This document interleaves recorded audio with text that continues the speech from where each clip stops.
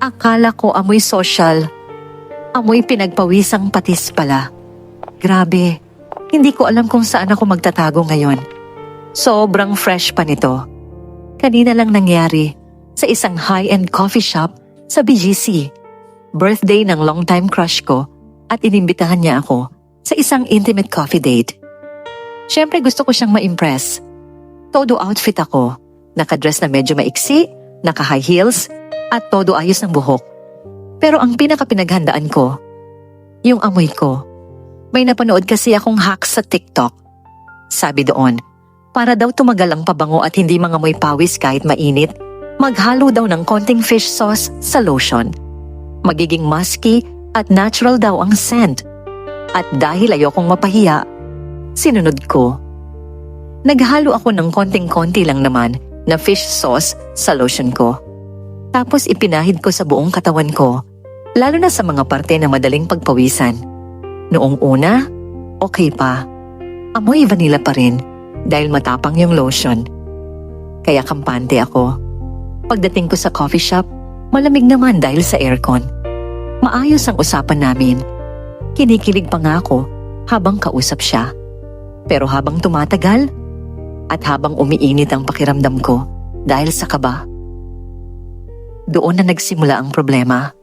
Unti-unting nagbago yung amoy. Nawala yung vanilla at may pumalit. Isang amoy na hindi ko maipaliwanag sa una hanggang sa napansin ko. Patingin-tingin na si crush sa paligid. Parang may hinahanap siyang mabaho. Hanggang sa lumapit siya sa akin. Tapos sinabi niya, "Wait, parang may kakaibang amoy." Bigla siyang tumingin sa akin. Tapos napasimangot.